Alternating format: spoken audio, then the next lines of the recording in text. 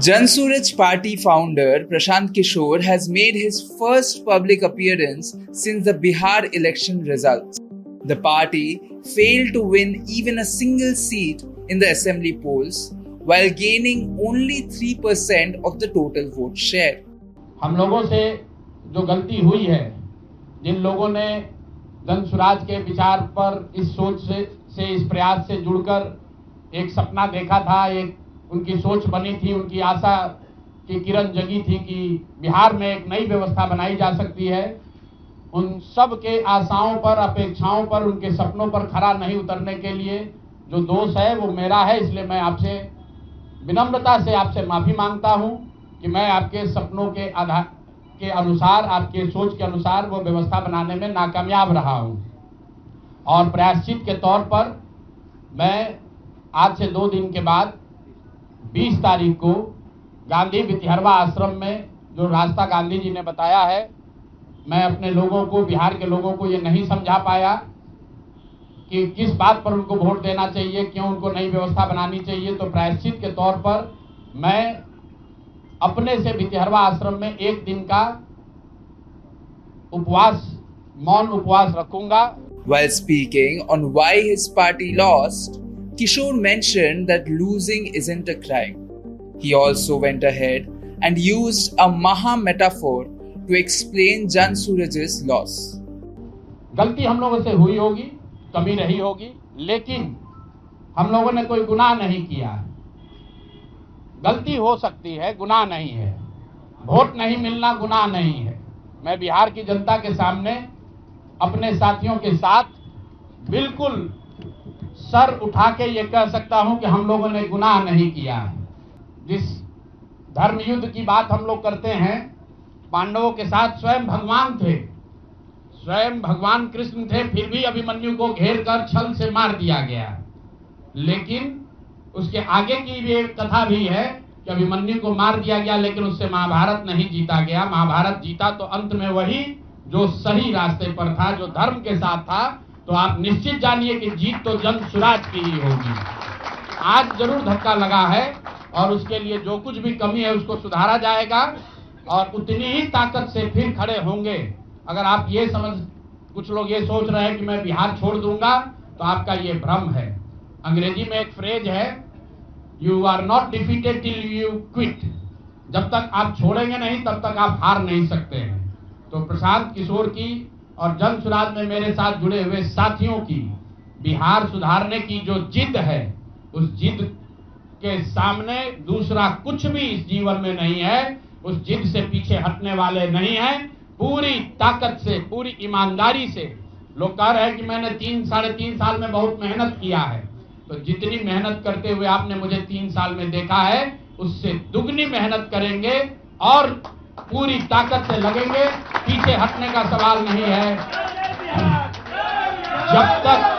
जब तक बिहार को सुधारने के अपने संकल्प को पूरा न कर लें, तब तक पीछे हटने का कोई सवाल ही नहीं है।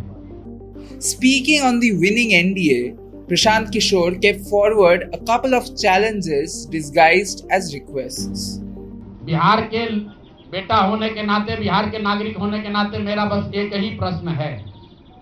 हर विधानसभा क्षेत्र में 60 से 62 हजार लोगों को कम से कम 10,000 रुपया सीधे तौर पर सरकार ने दिया है। सिर्फ 10,000 रुपया नहीं दिया, ये कहा कि आपको स्वरोजगार के लिए 2 लाख रुपया दिया जाएगा और उसकी पहली किस्त के तौर पर, बयाना के तौर पर 10,000 रुपया उसको दिया गया। और पूरा सरकारी तंत्र लगाया गया लोगों को ये बताने के लिए कि अगर आप एनडीए को वोट देते हैं तो आपको 10,000 रुपए के साथ साथ आने वाले 6 महीनों में 2 लाख रुपए तक की सहायता मिलेगी। इसको करने के लिए पूरा सरकारी तंत्र लगा। जीविका की दीदियों को बैठाया गया। जितने यहाँ पर आशा आंगनवाड़ी सेविकाएं हैं, उनकी सैलरी, उनका मानदेय बढ़ाकर उनको जोड़ा गया। लोग कह रहे हैं भैया काडर कहाँ है? मेरे भाई 2 लाख लोगों को, आप ध्यान रखिए, सिर्फ 10,000 रुपए लोगों को नहीं दिया गया है। हर विधानसभा में, मैं बहुत जिम्मेवारी से जो सरकारी आंकड़ा है वही बता रहा हूं, हर विधानसभा में 60 से 62 हजार महिलाओं को 10-10 हजार रुपया दिया गया है।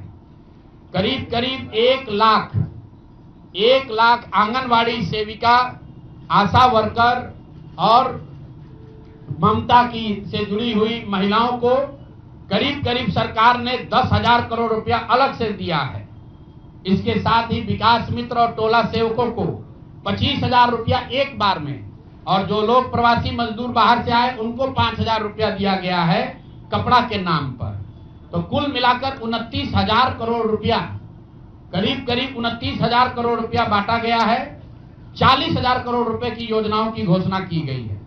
अब हम यहाँ इसलिए नहीं बैठे हैं ये कहने के लिए कि इसी वजह से हम लोग चुनाव हार गए। मेरा अब सीधा सरकार से एक आग्रह है कि आपने 2 लाख रुपए देने का वादा किया है, जनता ने आपको मत दे दिया, अब आप सत्ता में बैठे हैं, तो कृपा करके जो 1.5 लाख महिलाएं, 1.5 करोड़ महिलाएं हैं जिनको आपने 10,000 रुपया दिया है, उन सभी महिलाओं को अगले 6 महीने में 2 लाख रुपए तक देने की व्यवस्था कीजिए। क्योंकि अगर वो हो जाएगा तो बिहार से बेरोजगारी दूर हो जाएगी, बिहार से पलायन बंद हो जाएगा। और अगर आपने ये नहीं किया तो ये बिल्कुल स्पष्ट हो जाएगा कि आपने ये 10,000 रुपया किसी योजना के तहत नहीं दिया था, सिर्फ और सिर्फ वोट खरीदने के लिए दिया था। तो वोट खरीदने के लिए पैसा दिया गया है कि किसी योजना के तहत पैसा दिया गया है, सरकारी योजना के तहत, इसका प्रमाण इस बात पर है कि आने वाले 6 महीने में सरकार ने स्वरोजगार के नाम पर जो पैसा जारी किया है, उस क्षेत्र में और पैसा और मदद जारी की जाती है या नहीं की जाती है। हम लोग एक भी विधायक न जीते कोई बात नहीं, जन सुराज, और कई लोगों का सवाल है नीतीश कुमार को 25 सीट आने की बात है, तो मैं आपके सामने घोषणा कर रहा हूं कि जो 25 सीट हमने बात कही थी उस पर बिल्कुल कायम है। अगर नीतीश कुमार ने, उनकी सरकार ने ये वोट खरीदा नहीं है, इनको 2-2 लाख रुपए दे दे, मैं बिल्कुल राजनीति से संन्यास ले लूंगा, उसमें कहीं कोई दिक्कत नहीं है, कहीं कोई दिक्कत नहीं। बिहार के 1.5 करोड़ लोगों को 2-2 लाख रुपया नीतीश कुमार दिलवा दे, मैं मान लूंगा कि हमारे आकलन में गलती थी, हमारी गलती थी। और हमारे आकलन की बात छोड़िए, अगर बिहार से बेरोजगारी दूर हो जाए, पलायन बंद हो जाए, 1.5 करोड़ परिवार, टोटल 2.5 करोड़ परिवार में अगर 1.5 करोड़ परिवार की गरीबी दूर हो जाए, तो प्रशांत किशोर को विधायक बनने की, राजनीति करने की कोई जरूरत नहीं है, हम दूसरा काम कर सकते हैं। तो आपका अगर ये सवाल है कि 25 सीट की बात है, बिल्कुल 25 सीट से ज्यादा नीतीश कुमार को ना आना चाहिए था, ना आता। एक ही फैक्टर है, ये पैसा बांटकर जो वोट आपने खरीदा है, खरीदने का आप पर इल्जाम है। तो इसको आप इतने 20 साल से आप मुख्यमंत्री हैं, तो आप इस इल्जाम को धो दीजिए। अगले 6 महीने में 1.5 करोड़ लोगों को, 1.5 करोड़ परिवार को स्वरोजगार की व्यवस्था कर दीजिए। और अगर नहीं कीजिएगा तो हम लोग यहीं पर हैं। मैं आपके सामने एक नंबर जारी कर रहा हूं, मेरा अपना व्यक्तिगत ऑफिस का 91-216 जितने लोग हैं जिनको भी 10,000 रुपया का बयाना नीतीश कुमार सरकार ने, अधिकारियों ने, जीविका की दीदियों के माध्यम से दिया है, इस आश्वासन के साथ कि अगर आप नीतीश कुमार को, एनडीए को वोट देंगे तो आपको 2 लाख रुपया 6 महीना में मिलेगा। तो मेरे भाई, अब समय चालू हो गया, आप आ गए हैं सत्ता में और हम लोग आराम से बैठे हुए हैं बिहार में। हर वो महिला, हर वो परिवार जिसको 2 लाख रुपया नहीं मिलता है, आप प्रशांत किशोर से संपर्क कीजिए, आप जन सुराज से संपर्क कीजिए। अब सलाह का समय खत्म हुआ, अब संघर्ष का समय शुरू होगा। Kishore's comments were much anticipated as he had promised to quit politics multiple times in case his party lost.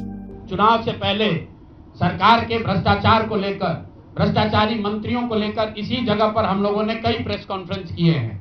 Nitish Kumar को कभी व्यक्तिगत तौर पर बेईमान नहीं बताया गया है, भ्रष्ट नहीं बताया गया है, लेकिन हम लोगों का ये मानना था कि नीतीश जी का स्वास्थ्य अच्छा नहीं है, अगल बगल के लोग लूट रहे हैं, चला रहे हैं।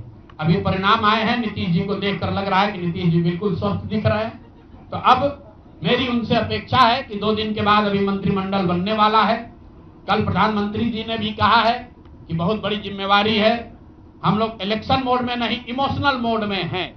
तो उसी इमोशनल मोड में मेरी आपसे अपेक्षा है कि भारतीय जनता पार्टी की लीडरशिप और नीतीश कुमार एक ऐसा स्वच्छ मंत्रिमंडल बनाएं जिसमें कोई दागी मंत्री न हो, कोई भ्रष्टाचारी न हो।